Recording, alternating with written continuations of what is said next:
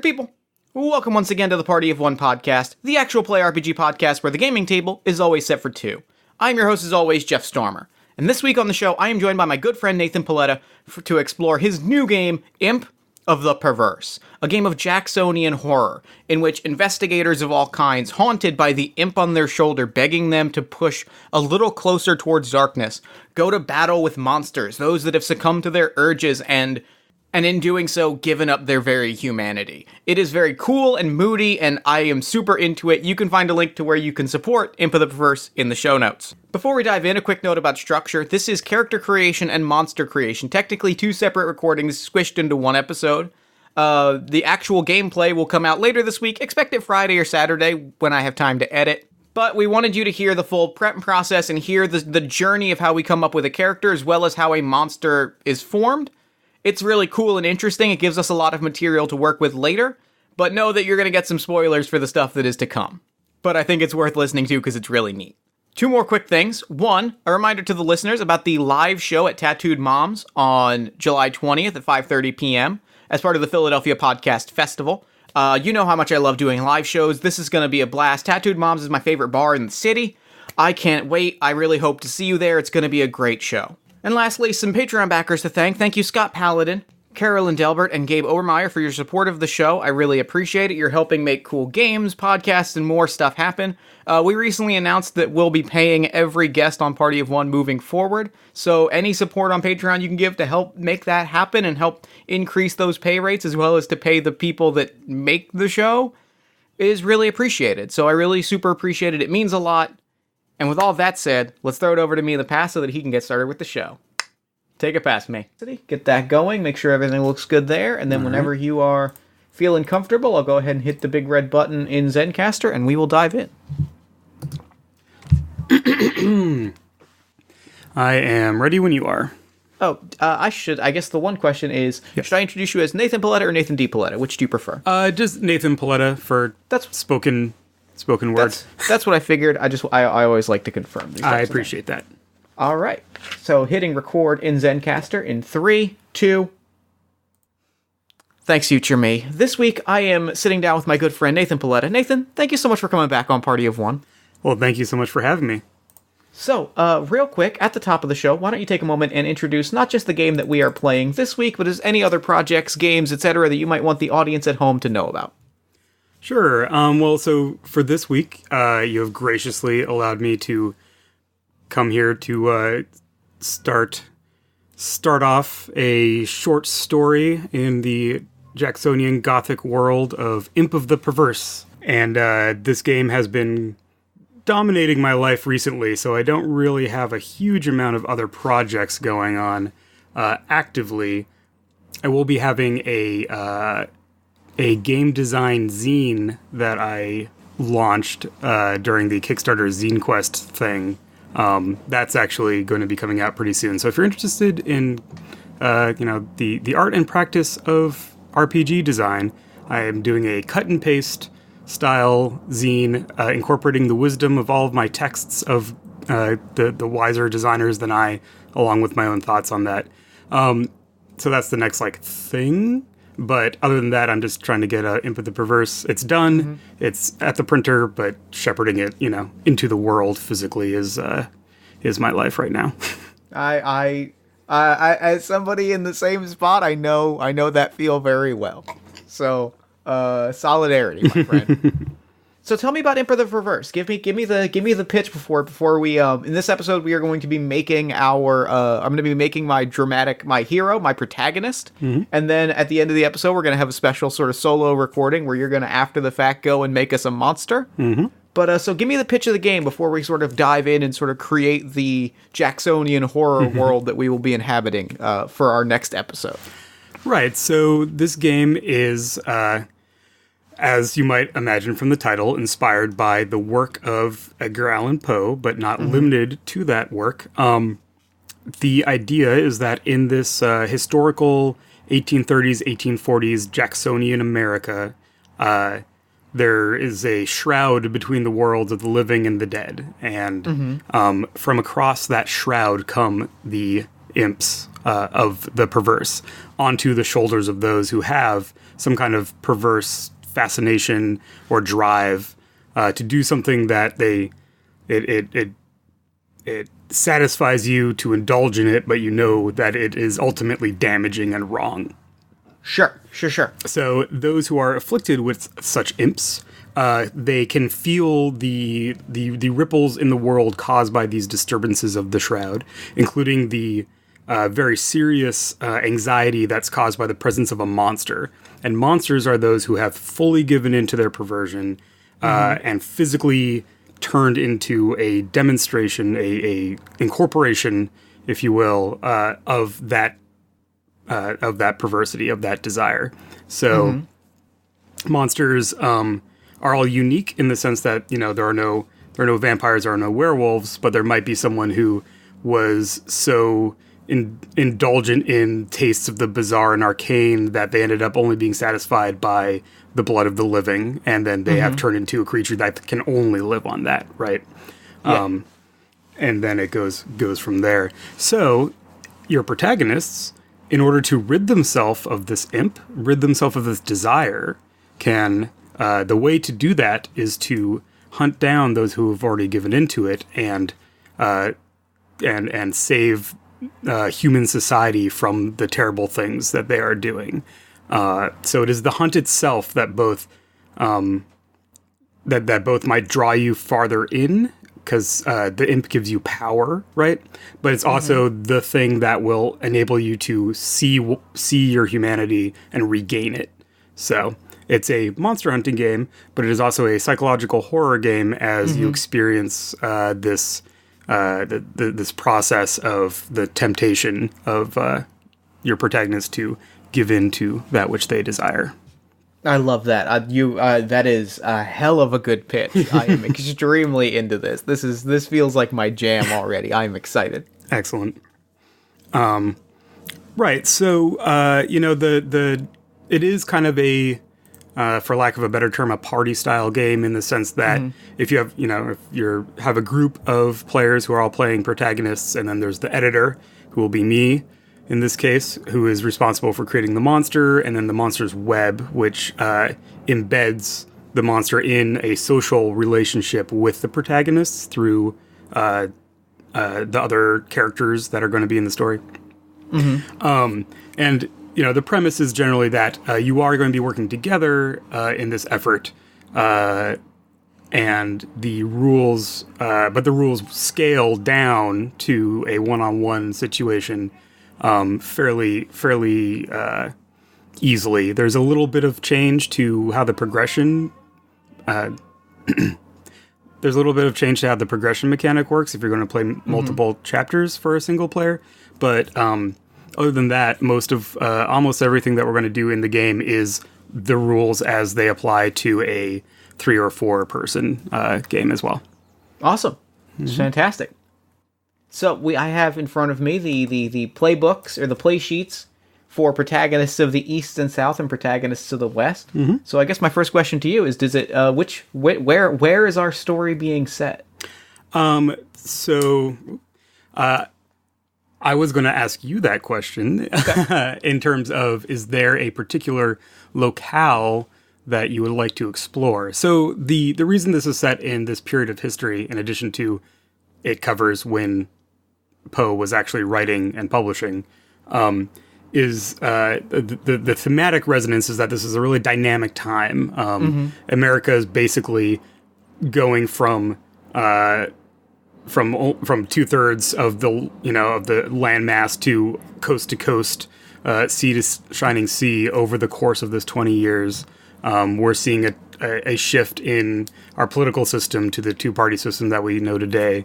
We're seeing revolutions in technology, in communication, in social relationships and hierarchies. So it's all this stuff that's shifting and changing that creates the cracks in which perversity grows, right? It's it opens up people to the worst impulses because they're facing all this change in their lives. So there's 2 surveys. East and South is basically anything east of the Mississippi, and West is anything west of the Mississippi is a good way to divide it. and they tonally shift how these protagonists come out a little bit. But generally, picking a city that you're interested in is a good first stop along to orient us. And if you are agnostic, I can go ahead and just throw out a couple ideas for you. My heart. I think I'm gonna go with my heart and go with the city that immediately jumps to me, and it's the city that always jumps to me because it's the one outside my window, which is I feel like Philadelphia is like a peak historical drama city, right? Perfect. Like in my heart, if I'm exploring some good historical psychological horror, I'm gonna want to walk the streets of Philadelphia. All right, then we are going to do that. That's a great choice. That is a great city for this game. So then you will be using the protagonists of the East and South survey. All right. So I've got the East and South. I've got the protagonists of the East and South in front of me. I really like. I'm very excited. I really like the layout of the play sheet. I love a good survey or a good journey emergent character creation of filling things out and answering questions is my favorite character creation. So I'm invested already. Awesome. Right. So what this is going to do, I'll do the quick overview and then we'll get started. So what this is going to do is we're going to create this protagonist that is embedded in social relationships. And so the different chunks of this as we get to them are going to be creating these different circles. So there are no, this game does not have any orphans who are from a faraway land who are amnesiac, badasses. No lone wolves. Right, yeah. Everyone, you are going to, whether you actively are engaged with them or not, we're going to find out about your family. We're going to find out about your marital status. We're going to find out what communities you're part of. So you can, the way this works is, you can kind of start going through the options and let the ideas kind of come out of what sounds interesting at each point.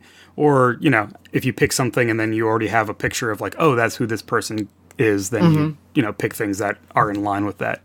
Right. But yeah, so first you are going to pick your protagonist's career. Right, so my careers are a career of leisure. What's the specific? I know there's they're described in a particular way, and I want to get the wording exactly right. It is career. That's what I thought. Yeah. I thought that was right. So I can choose a career of leisure, a career of letters, of affairs, of arms, exploration, or service. I was looking this over and I have been so drawn to a career of letters. Partially because I was not looking at this at work because I would never. But in my 9 to 5, I am a copywriter. So doing a career of letters just immediately, it's saying to me. Excellent. So the careers, right? These are the buckets. I mean, they're the character classes, if you will, the play sheets, the large scale bucket of what kind of character you are. But as we will go through, this can be a career of letters could be anything from a journalist to a philosopher to someone who lectures to someone who writes journals of their travels, right? Anything that involves the written word, an academic. I had a character once who was basically an occult researcher, who's like a mason and that kind of stuff. So, so you'll kind of decide on, so within the world of letters, what is your specialty? What is the actual thing that you write about? I'm going to go with, I think it's obituaries.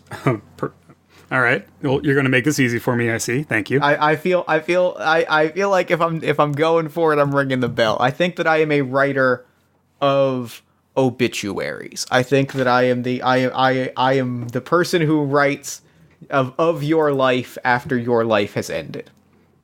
Excellent. Cool. So each of these choices is going to be giving you stuff that goes onto your sheet. So the things that we're going to be hitting are qualities, which are kind of intrinsic things about your character, things they can do or things that they are, relationships, which are relationships with people around you, and then these 3 pools of points that are what you use when you investigate stuff and try to find stuff out, which are resources, standing, and reason. So I'll go through the differences between those probably at the end, but your choice of letters gives you a quality of literature with a rating of 2 and 3 points of reason. Fabulous.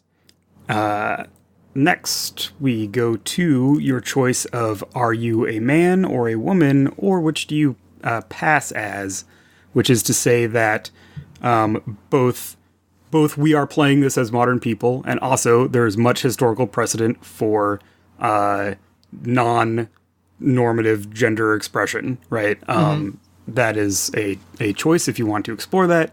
You can also, just go with a simple choice, but this also is where we start to think about how society around you perceives you, right? Right. Being male or female in this world, which is highly patriarchal and highly, oriented towards, landowners and stuff like that. This is going to position you in that world in one way or another, right? Right. So I think I'm a man. I think that's my gender. Cool. And now we find out what kind of family are you a part of. So you can be from a good family, a poor family, an odd family, known for a certain peculiarity, a proud family, or an unknown family. These are all very good options. I think I'm going to go with a proud family. I don't think my family is... Actually, I think I'm going to go... Yeah, proud feels right. Proud feels right. Because I don't think my family was especially, wealthy. But I think that we were, proud.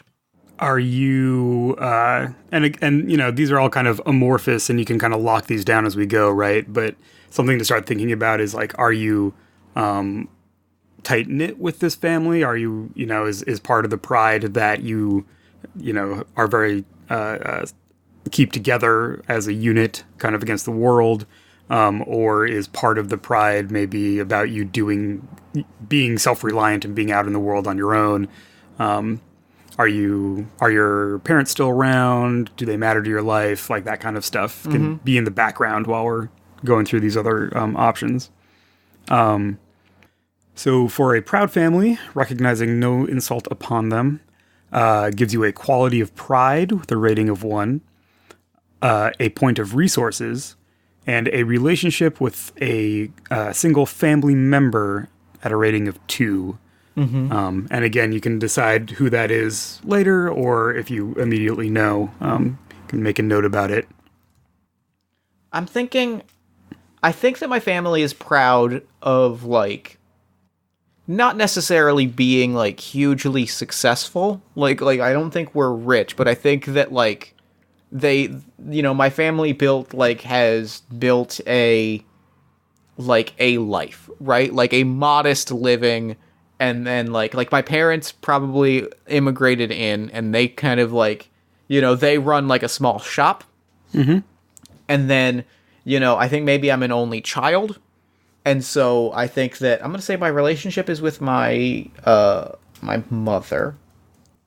And I think that the pride is we made it, right? We have our corner of the world, and we won't let anyone take that away. And my parents don't they don't necessarily... I don't think they disapprove of my, of being a journalist and a writer and a person of letters. And I think that their view is do what we did, but not in a literal sense, but get yours. You know what I mean? Make it, be okay. Kind of we have done this. Do better, do either better than what we did, or fulfill yourself in the same way we fulfilled ourselves, kind of. Yeah, exactly. Yeah, for sure. Are you an only child, or are you an only surviving child? Families at this time are pretty large. And I kind of call this out in the book because we have a modernity bias about family size. And like, it doesn't really matter in terms of like, this needs to be historically accurate, but contextually, families, could have 4, 5, 6, 7, 8 children, just to beat the odds, because a significant number of children die before they're 1 year old, and then before they're 10 years old. So just another contextual thought for you. Yeah. In that case, I kind of like having a lot of siblings. Okay. Because I think that kind of gives a little bit of credence to like the parents' perspective, right? Is like the kids will, there's probably one of my brothers like will manage the store, right? And I think that they have a viewpoint of like, the store is safe.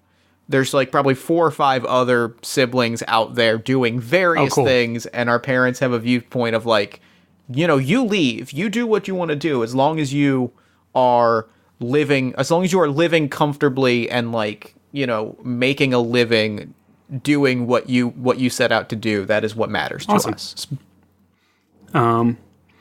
Cool. So you already started going there, but where is your family from? And so the options are a city, the countryside, a particular cultural or religious community, or parts unknown. I think they are from a cultural... So, yeah, I think my parents are from the city, right? Or rather, like, so I guess my question then... Yeah. Is this where they grew up, or is this sort of where they live now, or where is, like, their life now? Excuse me. This is kind of where your character considers themselves to be from. Okay, got it. Yeah, then it's definitely from the city. Okay. I think it is definitely, like, it is a tiny shop somewhere in what in 2019 would be called Old City. Mm-hmm. It's some tiny little corner store that my parents, like, opened and sort of brought up from the ground up.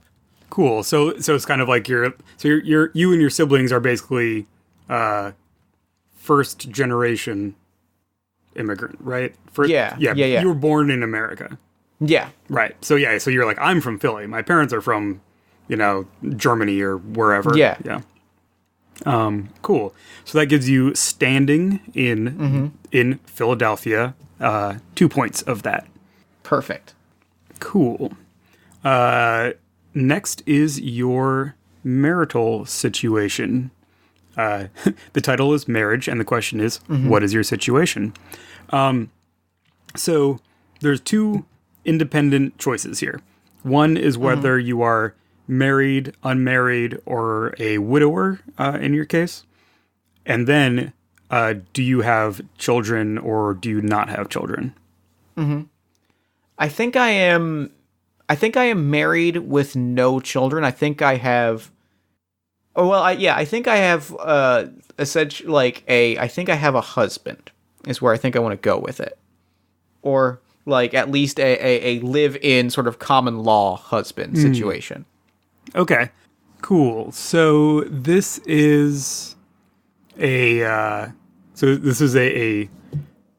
good point to talk about, again, kind of like social understandings of you as a person, right? So the married, unmarried is very much how does society recognize that you are in wedlock or not? So in this case, if you are, so if you're a man and living with a man, you would be unmarried because people would not consider you to be wed. Gotcha. Let's go unmarried. People would very much know or figure out or hear, right, like that you're together. Your bosom friends, right?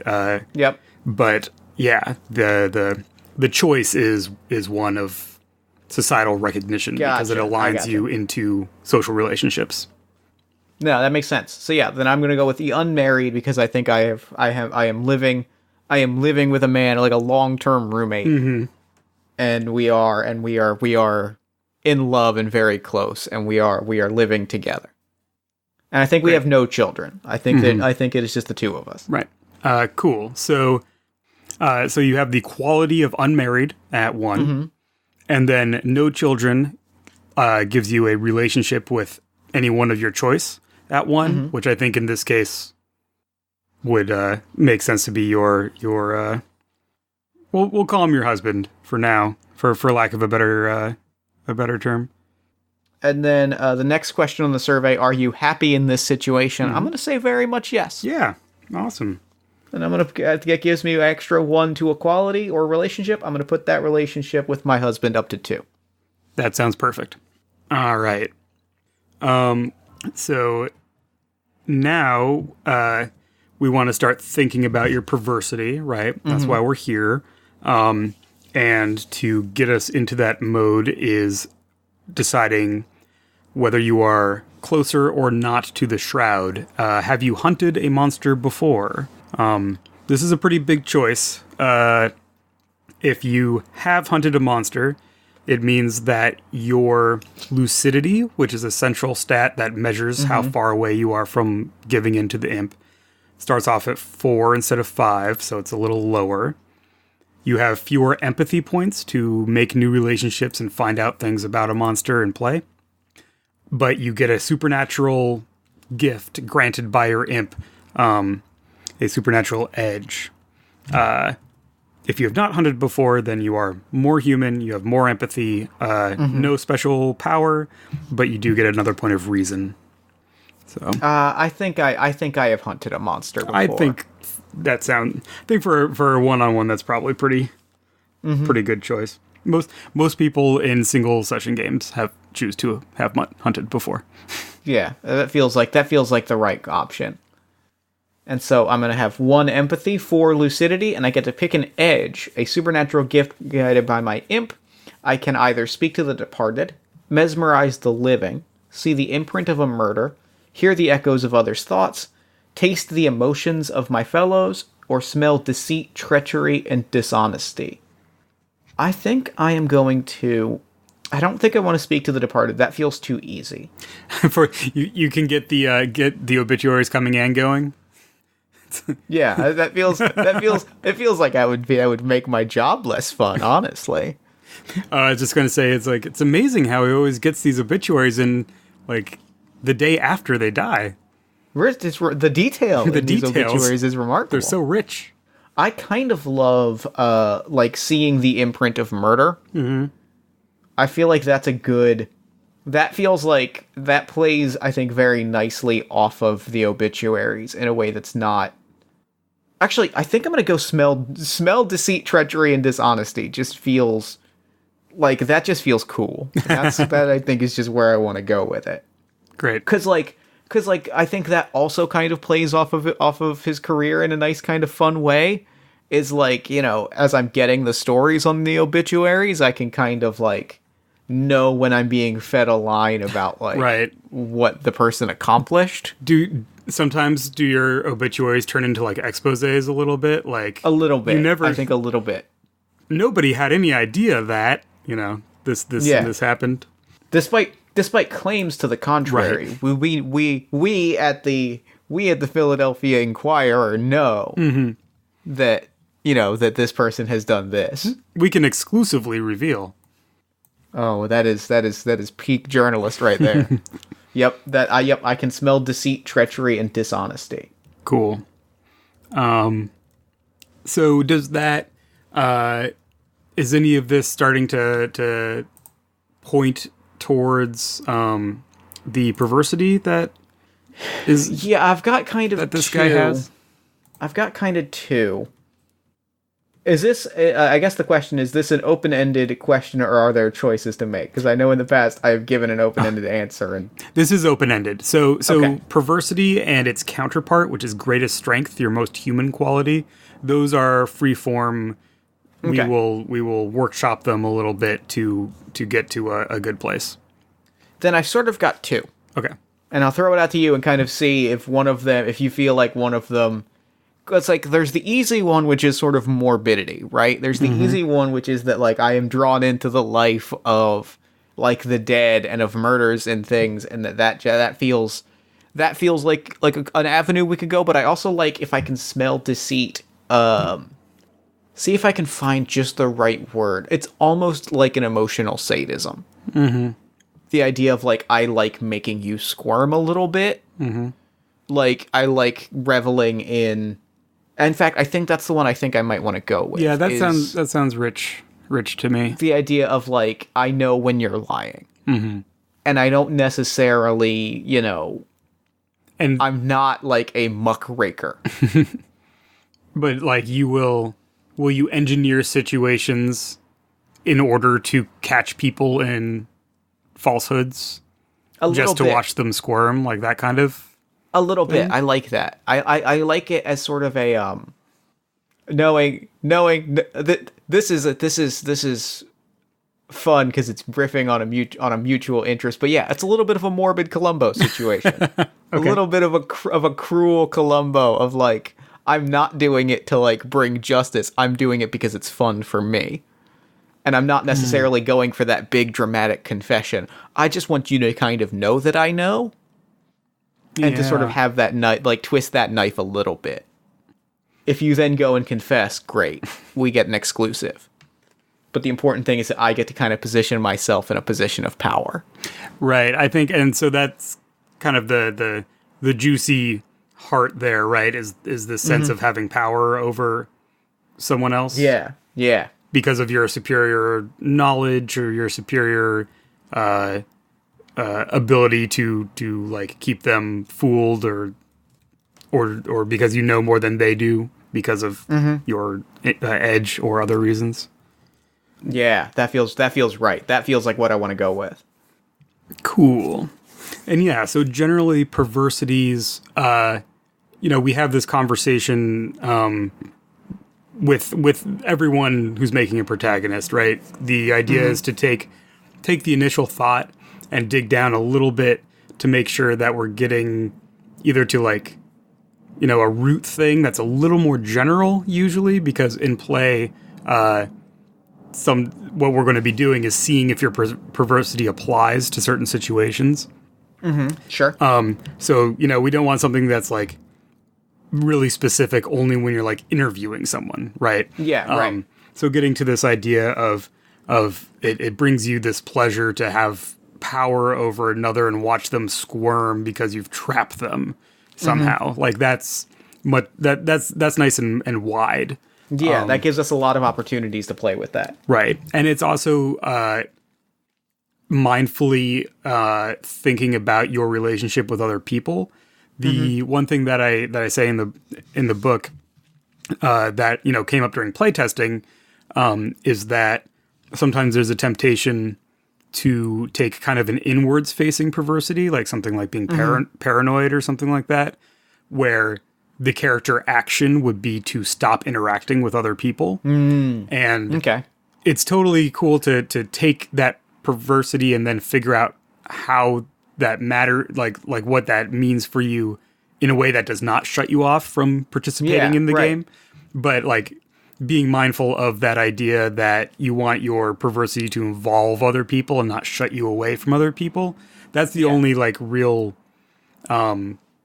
pitfall with making this choice that we discovered through playtesting, because you don't want to be playing your character. You want to be playing your character mindfully and getting into them, right, and inhabiting their mindset, and then having that mean that you're not going to go hunt that's hard to reconcile. Yeah, for sure. So in this case, it is not a problem, but I just want to just bring that up for educational purposes, if for sure. Needed. All right, and so along with the perversity is this idea of your greatest strength, your most human quality, the thing that makes other people like you or like to be around you or enables you to help people who are around you. if something doesn't immediately spring to mind, two ways to think about this are either, is there something that's the flip side of the perversity? Like, there's two sides of a coin kind of situation. Or is there something that like counterweights your perversity that is opposite of it? So I think what I want to go with is, bouncing off of the idea of, the avenue we didn't take of the morbidity. I almost like, if that's not sort of an obsession, I think there's a strength there of like, I don't want to call it stability, but almost like compartmentalization and an ability to kind of like empathize, but sort of in a sense of like commiserate. A sense of commiseration. I think that's kind of a good way to put it, that, like you were saying, kind of drives it towards like interpersonal action. It's the idea that like, this is a morbid job. Mm-hmm. Like I am making a living. I am fulfilling my parents' sort of ideas for me in like a very morbid, dark kind of field, but it's a job. It is a living. And I think that kind of ability to just be like, you know what, I'm making a living. I am earning a paycheck. I am earning my daily bread as best I can, doing a thing that I have a talent for. Right. It opens up a sort of field of relating to people and being like, hey, you know what? Like, we've all got our job gripes. We've all got our daily sort of turmoils and troubles. And there's a certain relatability in that. Ability to relate and to specifically kind of commiserate with people about like the strangeness and the darkness and the troubles of their sort of daily existence. Right. Yeah. I'm seeing, this comes into play when, you interview people to get their comments about their loved one who's just died. Right.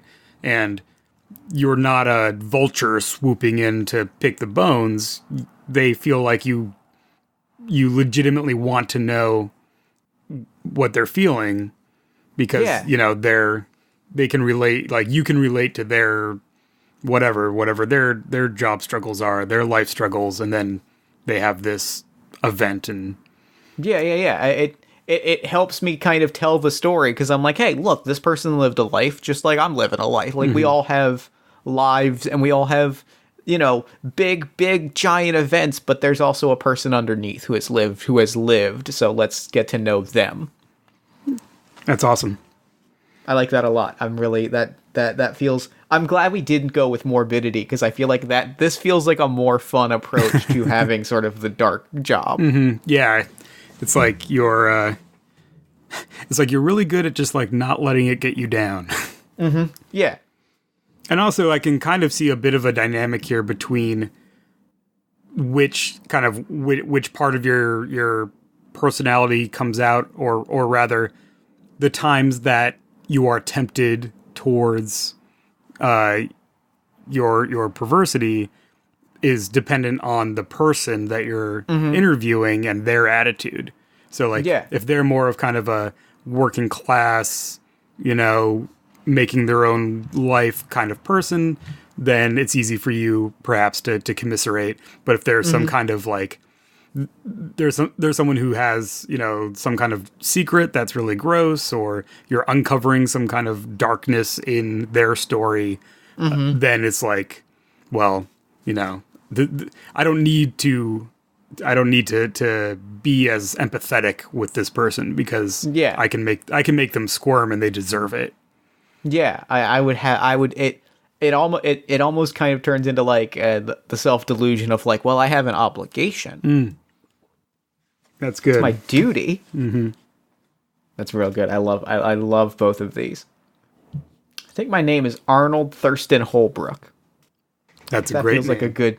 That feels like a good Jacksonian horror name. All right. So there are a couple last things that are kind of final touches. So number 7 is, who do you admire? This we do skip for single player games. If there were more than one person, you pick another protagonist that you hold in special regard, and we talk a little bit about why that would be, and that gives you a particular relationship with them in play. But obviously, that is not the case here. Sure. And then there's just some last what else is important things. So you can add one to any of your qualities or relationships, or you can create a new quality at one or a relationship at one. So this is where if there's something that you want your character to particularly be able to do, or a space that they should particularly inhabit, you might want to make a new quality, or or not. I think I'm gonna increase pride by 1. Tying into my strength of my strength, I think I think I love my job, and I think I'm very proud of like the work that I do. And I think that is part of what makes me sort of able to like shrug things off, and also kind of like get towards other things. Is like I'm like, yeah, I grew up reading. I grew up reading the newspapers. I grew up reading books, and now I am writing for a living. I am doing my parents right, and so I think I'm going to increase pride by 1. Sweet. And say like I am proud of the work that I do, morbid as it may be. Cool. And then you start with another point in either standing, resources, or reason. So these are representing ways that you find things out.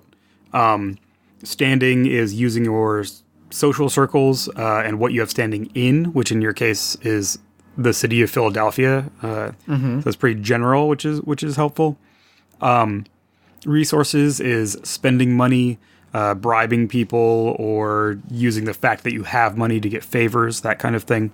And then reason is your deductive reasoning, inductive reasoning, your ability to just put 2 and 2 together. It's your Sherlock Holmes, superpower. It's not a superpower, but to logic things out. I'm gonna bump up standing because I feel like this character probably doesn't have Arnold doesn't have a lot of money, right? Like this isn't a high paying gig, but I think that like everybody has a cousin that died at some point, or a brother or sister or parent. You meet a lot of people. Yeah, I have met just about everyone in this city, and every single time I tell them I wish it was under better circumstances. Nice. Cool. And the last bits, your greatest strength starts at 3. And each of your relationships, you pick whether it is one of responsibility or one of sympathy. Responsibility, that can be you are responsible for them, they are responsible for you, or like you're kind of in a socially obligated relationship that matters to you, but is more one of, that kind of obligation.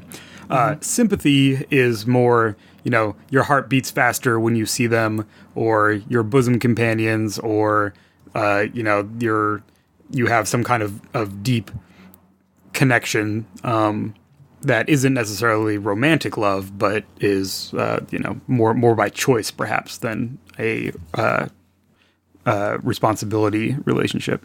Sure. So I think it doesn't have to be romantic love, but I feel like my relationship with my husband is very much a sympathy relationship, right? Like it is very much, we are having fun together, and I think like we enjoy each other, and so I think I'm going to make that sympathy. I'm going to make my relationship with my mother obligation, because I think it is a lot of like I come back and check in and make sure that like the store is still doing well, and that they don't. Here's the dynamic I think I want to add here, because I think this is interesting.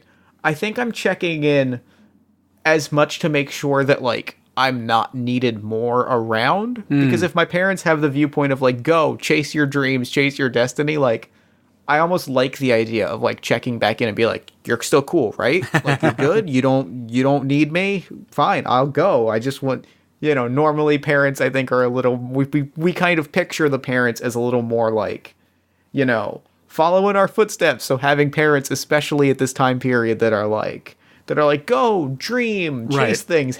There's almost that sort of social obligation that drives me back to be like, you're still cool? Hey, we're still good, right? Yeah. Okay. Cool. Yeah. Great. And that's cool. That's very much like, we are. I don't know if you want to pick a specific, wherever they particularly came from. I'll keep saying Germany because that's pretty on point for the period, for this area. But, they're like, sure, we're German, but you're American. Yeah. Right? Like, we came here because we want you to, have the promise of America and have the promise of this, booming economy and, to lead a life that does not require you to immigrate somewhere else. So yeah, that's a cool dynamic. Yeah. Well, and I'm gonna go with German because for me this is important that they are like, if we're going German, we're going Philadelphia, we're going like shopkeepers. I really feel like they might just be like essentially Amish butchers. Sure. And like that just feels perfect. And it also feels perfect that like I, as someone who is very much not like following in like the religious footsteps of it, still is coming back and being like you're cool, like you're like that adds another element of like feeling like I am off guard by the fact that you are like so thoroughly pushing me to kind of chase the American dream. Right. And yeah, and also this is a time where, even if you're not super religious in the sense of being involved in religious life, generally people live a life informed by religious beliefs, and just the sense that, God exists, the devil exists, there are angels and demons, weird stuff happens, there are saints and miracles and plagues and all these things that are unexplainable, and those are from God or from the devil. So that's just kind of like the soup in which you swim, even if you're not particularly active. Yeah. Oh, I love this. I am over the moon. This is really good. Cool. All right. What was your name again? Arnold it's Arnold Thurston Holbrook. And I think my husband's name is Brian Moorweather. What was the last name? Moorweather, Moorweather. Cool. And what is your mother's name? My mother's name is what's a good very German name? So so everyone knows, this is a game where you're very much encouraged to look stuff up while you're making characters and while you're figuring out the first part of the game, because believe me, every little thing where you're like, so like, were there a lot of like Amish Germans? Let me see, and that will take you down a rabbit hole that will give you 12 things for your character. So like looking up names and stuff is also a fun side project while you're getting set up for this game. Let's go with Bertha Holbrook. Yeah, I like this. I like this character a lot. Cool. So, any other thoughts or questions about the character? I don't think so. I feel pretty good about it. I feel like I've got a really good picture. And that's I feel like the sign of a great character creation like engine is I feel like I have a really strong picture of like my entire situation starting this out, both like mundane and supernatural. So I think I'm in a good spot. That's awesome. Yeah, and that's really the goal is to end up with characters that feel, I mean, maybe real isn't the perfect term, but feel cohesive. Yeah, lived in, I think is how I would describe it. I feel like I have a life for this character. Awesome. Cool. All right.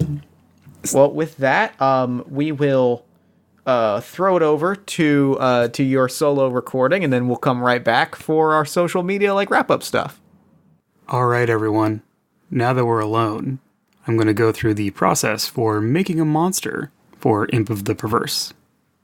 So this can work in a couple of different ways, and the text covers the two main ones, which is either you can come to the table before you've discovered the protagonists with an idea for your monster, and then use what they come up with to connect them to what you already have, or you can do what I'm doing here, which is now that I know who my protagonist is, I'm going to make a monster that's aimed pretty squarely at I'm touching on Arnold Thurston Holbrook's perversity and interests.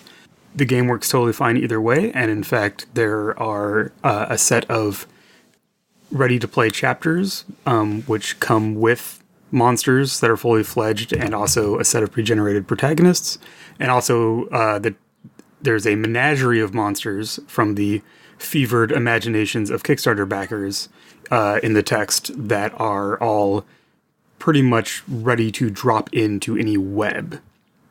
So the web is the technique by which we're going to connect a monster with the protagonists.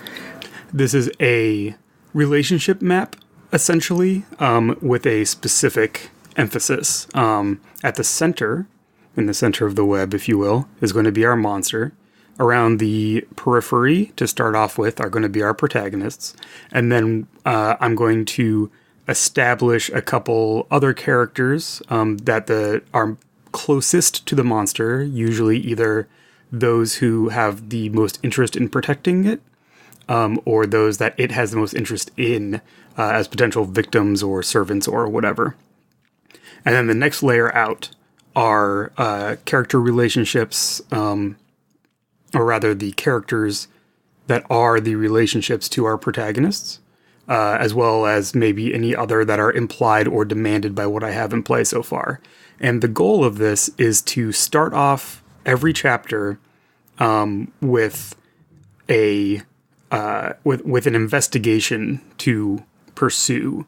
You don't start off with the protagonist directly connected to the monster, though they may know that person, but may not know who, but they don't know, that they're a monster yet, or something like that. Or sometimes it's totally mysterious. But this is going to set up our game so that the first part of it is going to be them seeing that there is something afflicting the social circles that they're a part of. They know that this is a monster because that is the premise of the game, and because that is what being someone with an imp means. You can feel the anxiety rising when someone is fully given into their perversity. So that's the in-world explanation and our meta explanation kind of dovetailing to give us our premise. But once they start investigating, that's where we get into the real game. And then once they have discovered the monster, then how they deal with it is up to them. That's open-ended. So for this monster, so I already did a little bit of brainstorming and research, and now I'm just going to kind of go through.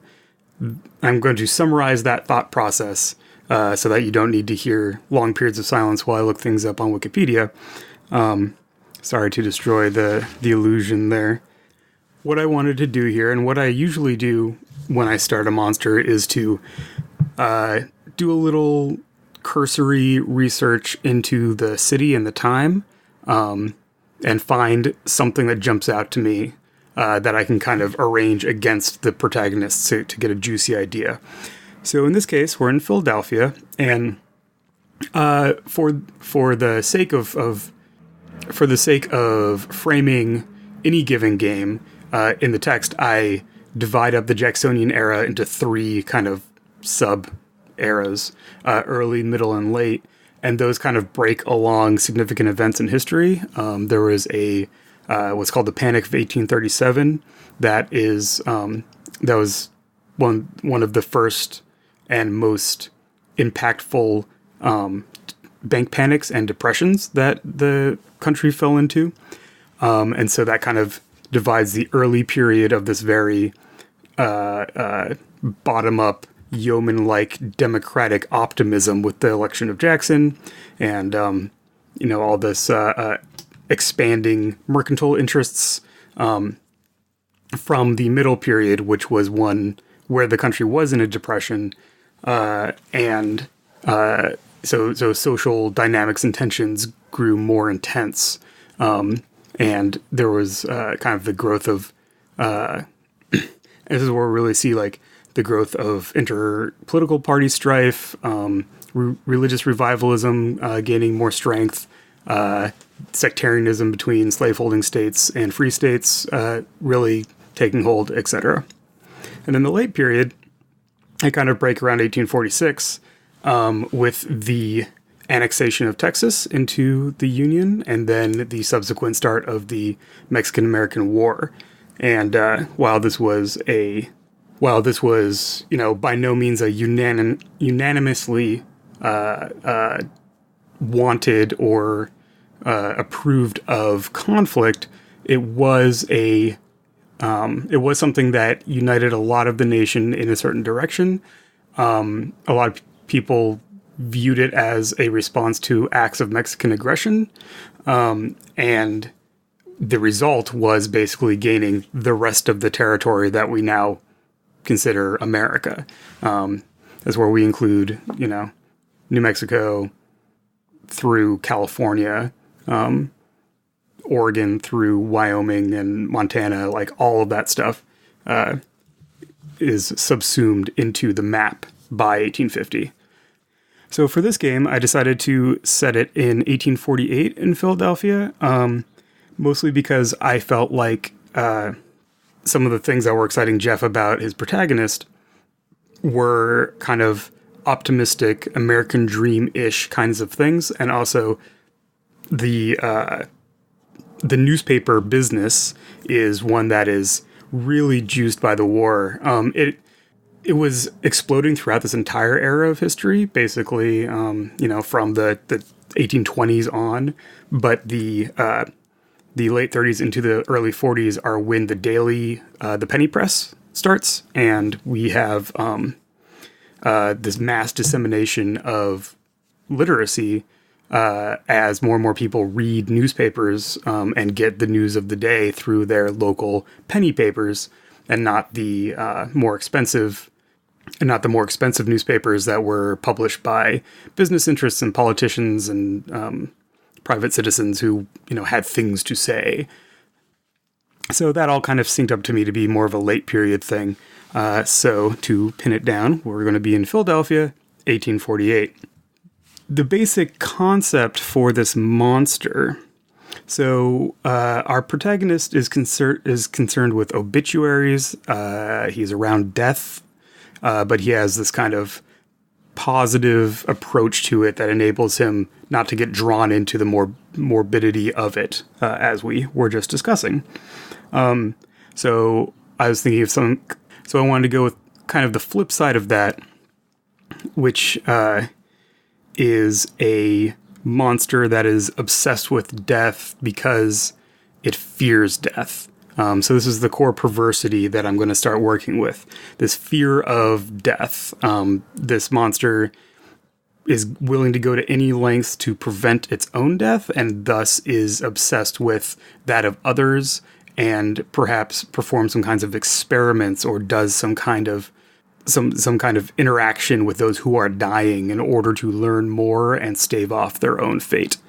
One of the decisions you make for your monster is whether they are still living but close to the shroud between the world of the living and the world of the dead, whether they are past the shroud, or whether they are returned from beyond the shroud. This is a way to contextualize maybe how this monster can be dealt with at the end of the day, as well as just what flavor are you interested in. In this case, what I thought would be really interesting is if this monster is past the shroud. They have in fact died, but they are in such denial that they died that they are still clinging to the appearance of life. And so perhaps they do some kind of draining of vitality of those around them in order to maintain this illusion that they're still alive, even to themselves. And the part of the question of play will be exactly how either Arnold discovers this, or the monster themselves discovers the truth, and then what their reaction is. I'll let that play out depending on how our game goes. So going from here, this is where I started kind of just going down a couple alleys of things I'm interested in or things that I have noted in the past but haven't had a chance to really explore in other games. So this obsession with death and being around it, I thought would work out well, perhaps to have some kind of doctor. And there's this thing that has come up a couple times in other games that in my head I shorthand as steam doctors. I couldn't quite remember what that meant, but I love the idea of it. So diving back into that a little bit, what I was thinking of is this thing that's called Thompsonian medicine. And so this was essentially an alternative medical system that was created by a doctor named Thompson, hence Thompsonian, in the 1820s, and then was practiced through this period. And in contrast to mainstream medicine, which is mainly bloodletting and hoping that miasmas won't come through the window and using, topical applications and, getting out of foul air and stuff like that. The Thompsonians viewed the human body as basically when it gets too cold, that's when you have problems. So that's where the steam part comes in. They believe in steam baths, cayenne pepper as like an applied thing to your skin to promote vitality, all kinds of like purgatives to get the bad cold stuff out of your body and increase blood flow and stuff like that. So a bunch of stuff that has very little basis in our modern medical practice, but is something that I've started seeing.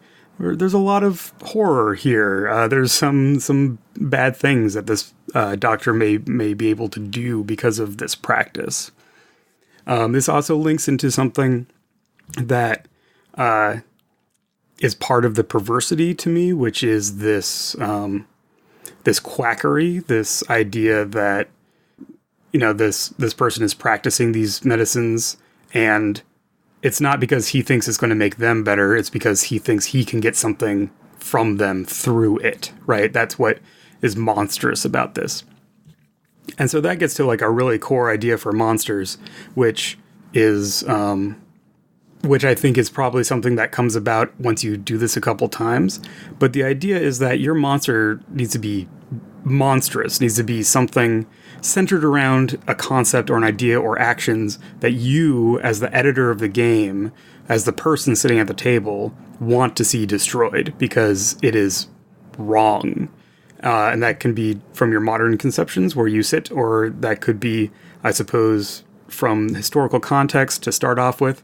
But this is not a noble figure. This is someone that you're on the side of the protagonists, and what you're doing is you're not making it more difficult for them. As you'll see mechanically, you don't make things hard. But what you do is you demonstrate the impact of their monstrosity on the world, and that's what ups anxiety and ups the drama. All right, so our Thompsonian doctor, I decided to name him Dr. Emerson Wilder. There's a monster sheet that you can fill out for your prep and then use in play, so I'm just kind of going through the sections on here. Dr. Emerson Wilder is a elderly, mustachioed man who is kind of in prim and proper dress, but as he exercises his powers in the world, he grows younger. He gets farther away from what he imagines to be death, right? And so that's the picture in my head to start off with. We establish the status quo of the monster. So this is kind of like absent the intervention of our protagonist. What is going on? Where is this monster situated in the city and the social situation? So again, Philadelphia, 1848. I'll probably be leaning on Jeff for local knowledge. I'll be asking him about the area that he lives and connections to modern Philadelphia and stuff like that. Because while I have visited and it is a lovely city, I don't know that much, and it's always nice to get those little nuggets of knowledge as to color the game. What is it doing? It is still experimenting to find ways to extend its life as it feels the grave, right? Because it has gone past it. And it is doing what it can to find the secret, right? Whether it's the secret to eternal life or the secret to extending life through whatever means. Who has it hurt? So these are questions that you must answer during your prep. These are not optional. So every monster is doing something, every monster has hurt someone, and every monster has someone who protects it. So who has it hurt?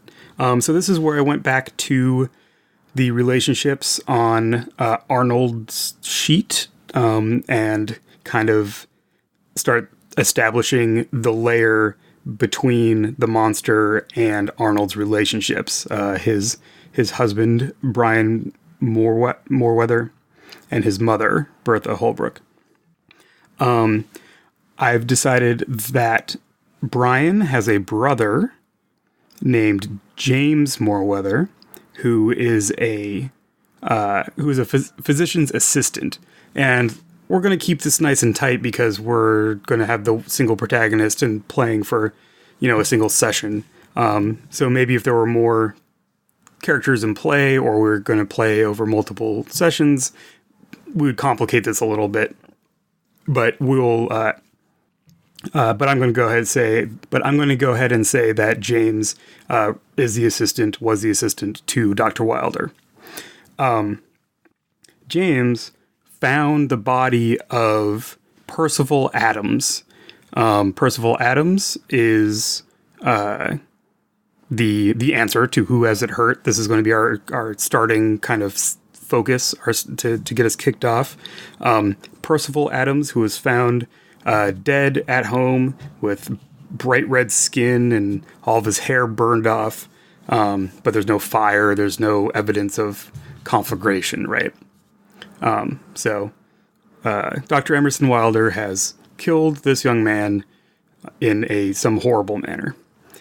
I'm also making a note that I named him Adams, and then I thought, this, to hook into the obituary angle, this is a member of the Adams, no pun intended, the Adams family, as in John Adams and John Quincy Adams, the presidential Adams.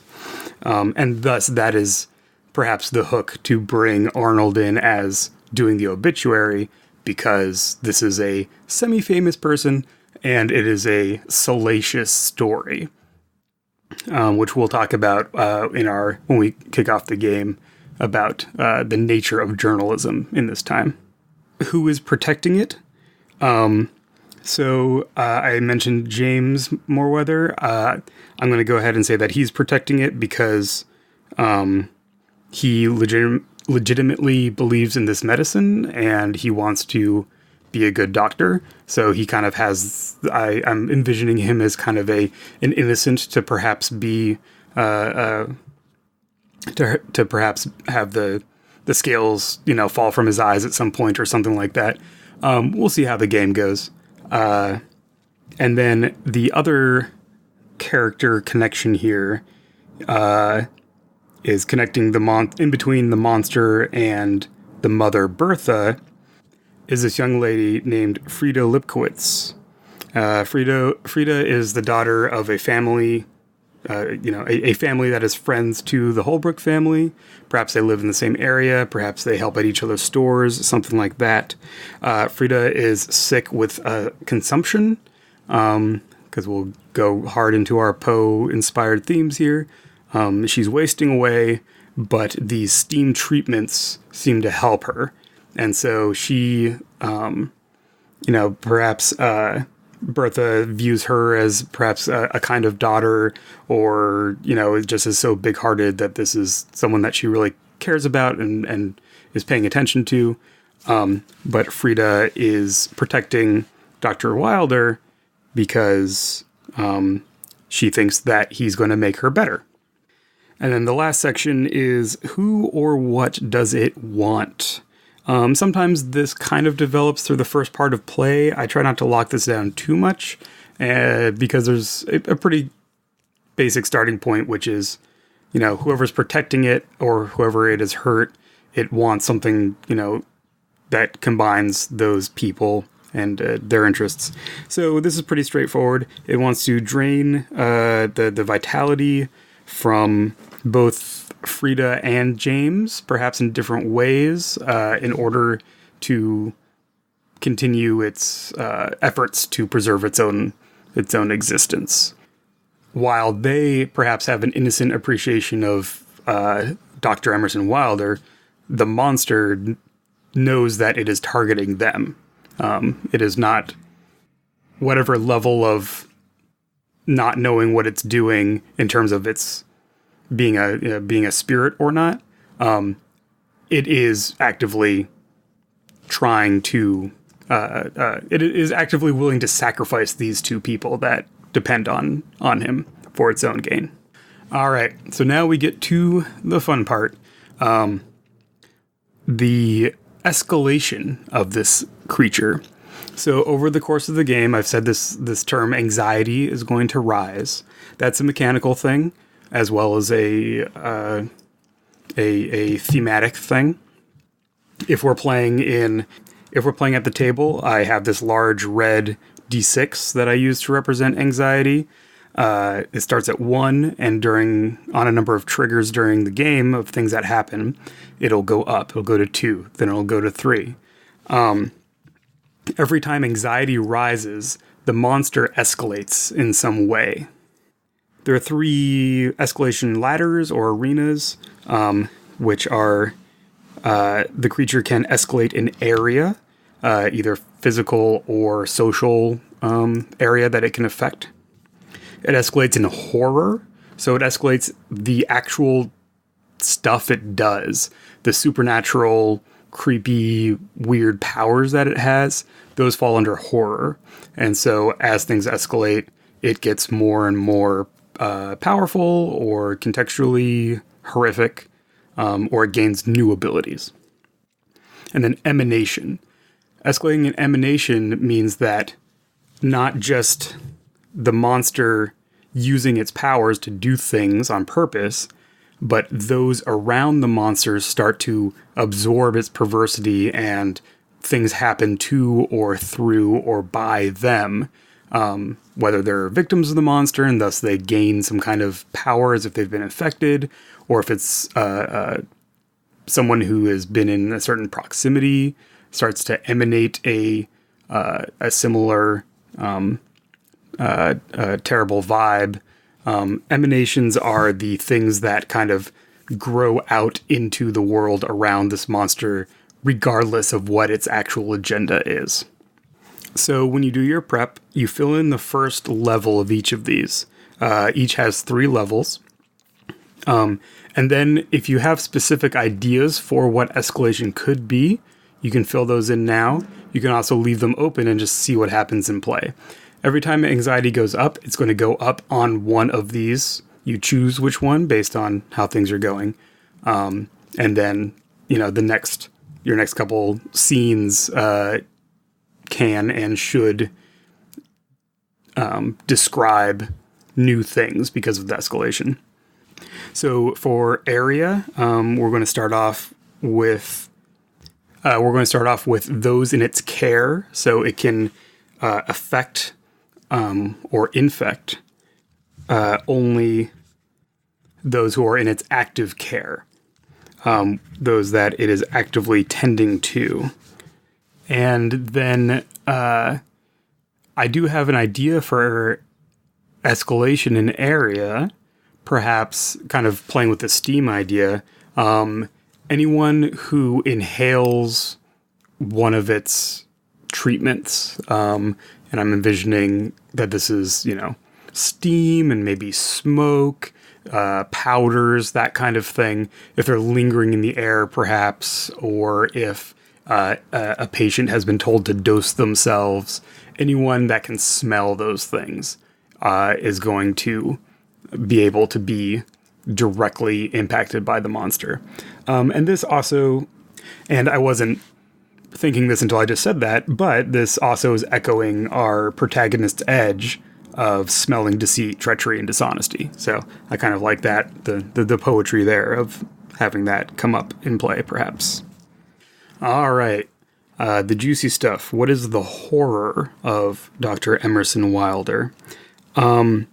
So I already have an idea for the last step. If it gets fully actualized in what it's doing, it regains a corporeal body. There's no, once we start play, there's no particular restriction or reason to stick to the starting state of this creature, right? Whether that, so in this case, I'm agnostic as to whether that means, whether then it would count as coming from beyond the shroud or not. I don't know. I'll leave that for future Nathan to figure out if it even matters. But I think we start off with this creature as a spirit, and I already know its third level of horror, which is that it has that it fully regains a corporeal body. The first level of horror, the basic level, if you will, the thing that it is already doing when we get started, is that it can create any amount of heat with a touch. That's the conduit through which it drains vitality, perhaps, and is also the way in which it interacts with the mortal world. So, and that is, our poor Percival Adams was fully, his life was fully consumed, and as that was done, he was fully scalded by this incredibly hot steam that comes from Dr. Emerson. So the starting horror here is drains life with steam heat, is how I'll note it on my sheet here. And so for the middle level of horror, I have a beginning and I have an end. I don't have a particular idea for the next horrible thing it does, and I kind of want to leave that open because often in the middle of the game, a situation will come up and I will realize that there is a particularly horrible thing that should happen. And so maybe that is when I will assign something to this next level. Basically, whenever I escalate up to it is when I will decide. It'll be something in the realm of creating some kind of pain, or maybe taking over some aspect of a person to kind of bridge into this fully becoming corporeal. Maybe it can go into someone's body, something like that. That would be gross and perhaps terrible. So I have kind of a concept, and we'll see how it comes out in play. And then emanation. What happens to those who are in his care, essentially? My first level is become true believers. So those in his care or who work closely with him, like our two victims/protectors, part of why that is the case is because he exudes this confidence and this belief in what he's doing that makes other people believe in his quackery, basically. Even those who perhaps doubt the Thompsonian approach once he visits and then leaves, just being in his presence and hearing what he has to say, they decide that he's the way to go and not, to the traditional doctor, that kind of thing. So the next emanation from there.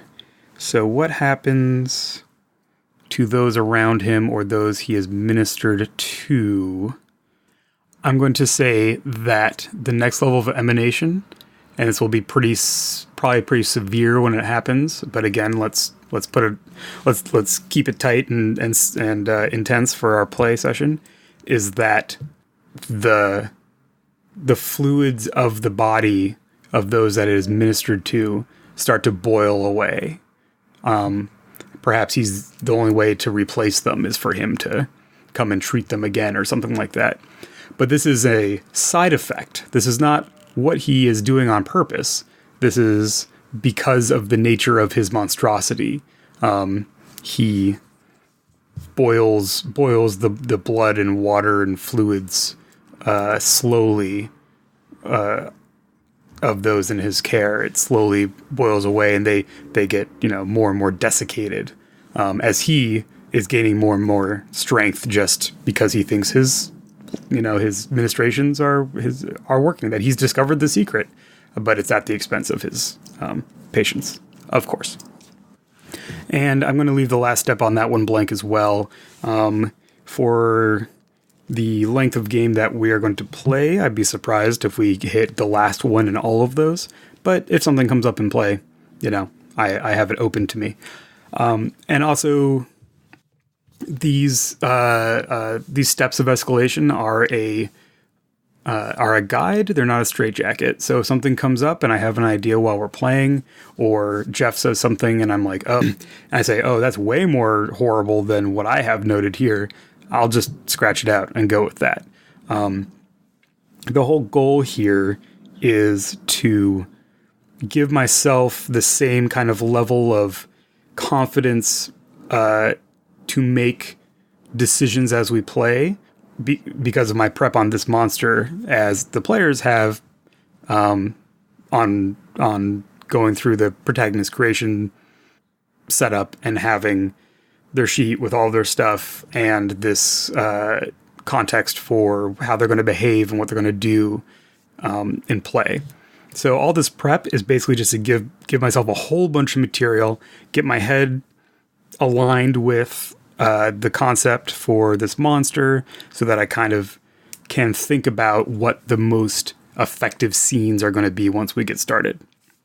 And so one thing that I like to do, especially for a situation like this, where we're going to be getting started right off, is try to think of one or two starting scenes to just throw out as the very first thing we do.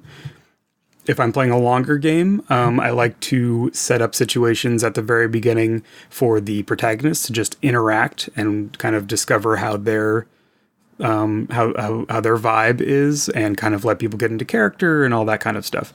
But for this approach, I want to have stuff ready to go. So in this case, I think we're probably going to start right off with this. The news of this death of Percival Adams, and maybe we'll get right into Arnold in the house with the body before it's even been taken away or anything like that, because as we all know, it's the gritty details that people want to read about. So he definitely wants to see this body that has been so terribly abused in such a mysterious manner. So we'll get. So unless something comes up once future me talks to future Jeff, that makes me have a different idea, then I already have a note about our first scene, and that will hook right into probably introducing James, and then we'll go from there. So that is a fully prepped monster. Dr. Emerson Wilder is ready to be a terrible, gross, life-draining apparition. My last note is that because he has passed the shroud, I will start the game with 3 weirding dice, and that the anxiety for the game starts at 1.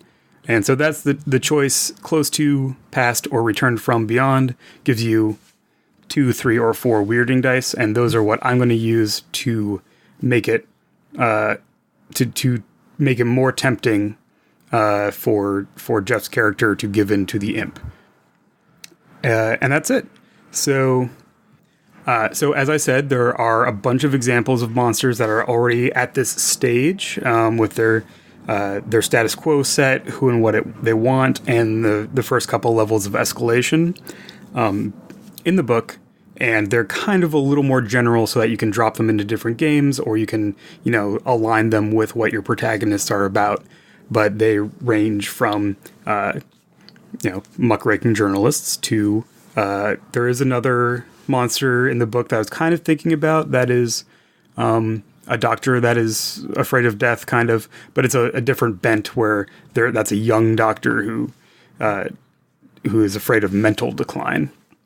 All the monsters have content notes and warnings because some of them do get pretty dark, but they cover a spectrum of genre and approach to what a monster in this game could be, and they're all unique. So you can use those as a model for yourself, or hopefully having listened to this and with some help from the words I have written, that will guide you through to making your own monster. All right, and with that, I will bid you farewell until the next episode, in which Arnold Thurston Holbrook will start to discover what exactly is going wrong, what is so terrible in Philadelphia. All right, so real quick before we wrap up, thank you so much for doing this. I look forward to playing with you in our next episode. This is going to be a lot of fun. But real quick before we wrap up, where can people find you and your work online? So everything that I do is noted at ndpdesign.com. That's where you can get all of my games, links out to my Patreon, which helps support my ongoing design process, including all the stuff I release goes out to patrons as well. And also out to my podcast projects, one of which is old and is the RPG, which is called... One of which is an older project, the Design Games podcast that I did with Will Hindmarch. It's 50 episodes of the two of us talking about game design. And I also have an ongoing show with fellow game designer and good friend Epidiah Ravishal, where we talk about the Rockford Files, the seminal 70s television detective show that's called 200 a Day. And if you're interested in one of the greatest television shows ever made, and like to hear me talk about it, that's where you should go. You can also find me on Instagram and Twitter at ndpaoletta. Perfect. Well, thank you so much for coming on the show. We'll have you back real soon, technically in 2 days' time, because we will be playing this on 2 days after recording. Hell yeah. Until then, I'm going to throw it over to me in the future so that he can wrap up with the show. Take it, future me. Excellent. Thanks, past me. And thanks again to Nathan for coming onto the show. I'm so excited for people to hear the gameplay portion, because both of those were so cool. Both of those recordings are so neat and interesting, and I'm hype. Stay tuned for part 2, the actual gameplay portion of Imp of the Perverse, later this week. And in the meantime, head to www.ndpdesign to check out Imp of the Perverse, as well as Worldwide Wrestling, my favorite role-playing game, as well as all of Nathan's work, which is cool and interesting. Also, follow Nathan on Twitter at ndpaoletta. Then, follow us on Twitter at Party of One Pod, like the show on Facebook at facebook.com/partyofonepodcast, join our Discord community at bit.ly/partyofonediscord. If you enjoyed the show, consider leaving us a nice iTunes review, a social media shout-out, or a word-of-mouth recommendation. All of those things help us do bigger, better, and cooler things like live shows, such as the one that we're doing at Tattooed Moms on July 20th at 5:30 p.m. as part of the Philadelphia Podcast Festival. More information at phillypodfest.com. If you enjoy the games podcast or anything that I make, the two best ways that you can support the show are through Patreon at patreon.com/JeffStormer or at Ko-fi.com, that's ko-fi.com/JeffStormer. Both of those, support the show directly. They help people get paid. They help us get paid for our time. It is an amazing thing that you can do to help make the show happen. If you enjoyed this show, I think that you'll really enjoy the podcast All My Fantasy Children. AMFC is a character creation, storytelling, and world-building podcast on the One Shot Podcast Network, in which every week, my best friend Aaron Catano Saez and I take a listener-submitted prompt and we spin it into an original fantasy character, populating a shared universe one story at a time. New episodes drop every Friday at partyofonepodcast.com. Party of One is produced and edited, as always, by Jeff Stormer and Jen Frank. All music for the show comes from the song Infinite Lives by Megaran, featuring the D&D Sluggers. If you'd like to inquire about advertising rates or about coming onto the show, you can email me at partyofonepodcast@gmail.com. And that's it for me. Until next time, thank you so much for listening. Remember to fight the forces of fascism every single day. Remember that self-love and self-care are radical and defiant acts of resistance. And as always, party on, everybody.